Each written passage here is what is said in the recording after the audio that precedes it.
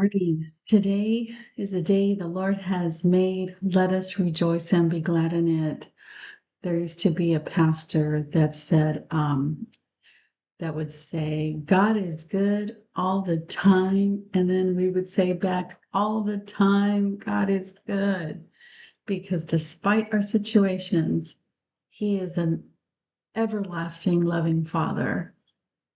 So let's read today Psalm 82 from the New King James Version, a plea for justice, a psalm of Asaph. Thank you, Father, for your word.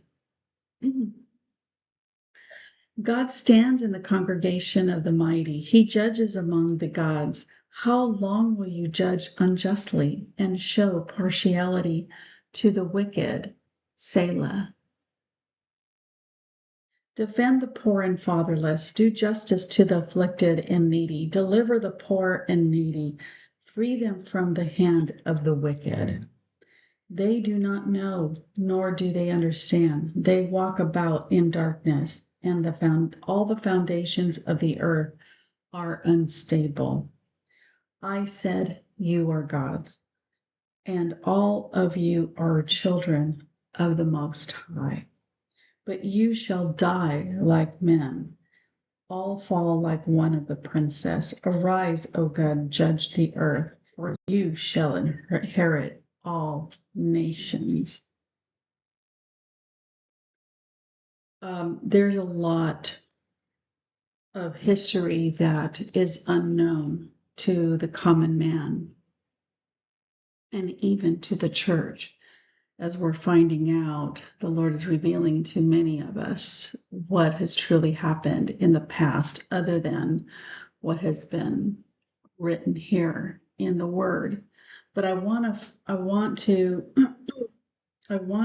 focus on verse 3, where it says, "Defend the poor and fatherless, do justice to the afflicted and needy." If you turn to Deuteronomy 1:17, Moses, the people, this is the time where Moses is gathering up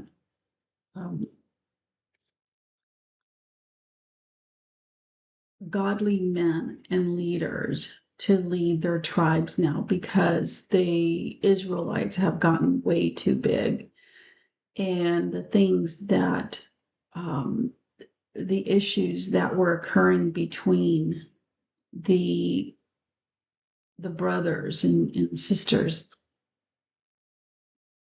their cousins, between the tribes, were becoming too difficult. They were becoming too many for Moses to judge them all.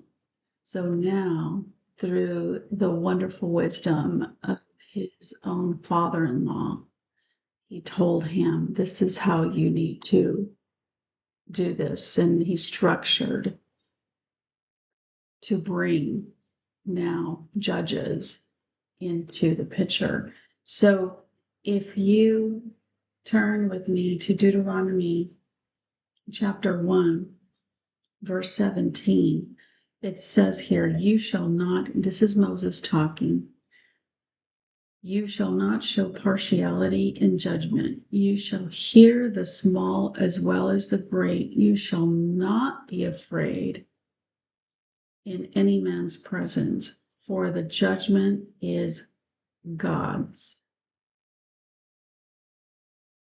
So no matter how difficult it is that we need to stand up to people, and no matter how rich or whatever their titles are, if they're doing wrong and the Holy Spirit leads us to speak to them, we need to tell them, we need to admonish them with the truth. And this is where we get it at. We need to go and tell especially our brothers and sisters in the Lord, hey, what you're doing is wrong. And this is the word of the Lord. And this is what needs to be corrected. It's very important that we do so with one another. And we have to make sure that we are in prayer and we really know and we really feel the pulling of the Holy Spirit to do so, because it is not us, not from our perspective, but from the Holy Spirit's, from God's perspective. And He speaks through us to other people sometimes. And I've had to do this several times to several leaders in the church, and they did not like me, and I don't care, because Scripture says that if the Lord tells us to do something, to share something, and to admonish our brother and sister in love, but we need to tell them, and we don't do it, then judgment falls on us. But when we release it and we tell them, then, and hopefully they change. But if they don't change, then it's still, judgment is still on them, God is very serious about how we treat one another and how we judge one another. And we're supposed to judge their fruits. But sometimes I know that there are those of us that want to do well, but don't do it. And lots of times it's because of our sin and we have strongholds. So the one thing that you need to do is you need to ask for forgiveness. You need to confess your sins. In James, it talks about that. I've even written it in my book called Tegan's Heart. It's very important that you confess your sins and that you forgive those who have hurt you. Because if you don't forgive those that hurt you, that becomes a stronghold for the enemy. You give legal rights to the enemy to keep you from living an abundant life and from doing things, the things that you do want to do that is right before the Lord. But sometimes it's not in the right way. Things, you've got a damaged soul. You've got some soul wounds that you need healing. And if you want, I could always pray for you. So please don't hesitate or be embarrassed to reach out. I'm telling you from my own experience. So, Father, in the name of Jesus, I just thank you, Lord, for your word.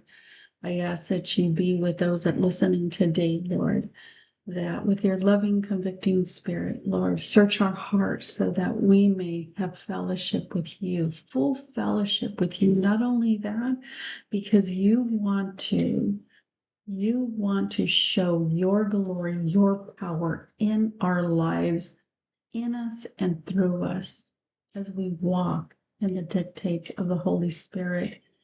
This is abundant living. It's not about having a bunch of material stuff. It's about living in peace and in fellowship with you, overcoming certain things in our lives. Oh, Father, I've had my share of overcoming things, but Lord, you were with me the whole time, just as you want to be with them all the time. You are there. It's us that need to turn to you. So, Father, I just ask for that help. Would you help them, Holy Spirit, in the name of Jesus? Shut out the noise. Shut it off, Lord, so that they can hear you as they seek your word, as they pray, as they meditate on you. Thank you, Jesus. Yes, you are the great I am. Nothing's too difficult for you. And right now, I pray for my friend Linda in the name of Jesus, who has a lump in her throat. Father, in the name of Jesus, I'm believing it is gone. Yes, Lord. Every ailment in her body, from the top of her head to the soles of her feet, it is gone. And that goes for everybody else who is listening. You put your hand over the area on your body And you say, in the name of Jesus, by Jesus' stripes, I am healed. By the blood of Jesus, I am healed. And thank him. Start thanking him and believe it. Even though it hasn't been done yet, you thank him and you believe it and you receive it in Jesus' name. Thank you, Father, for your word. Thank you for loving us. Thank you for being with us. In Jesus' name I pray. Amen and amen. Okay. You have a good day today.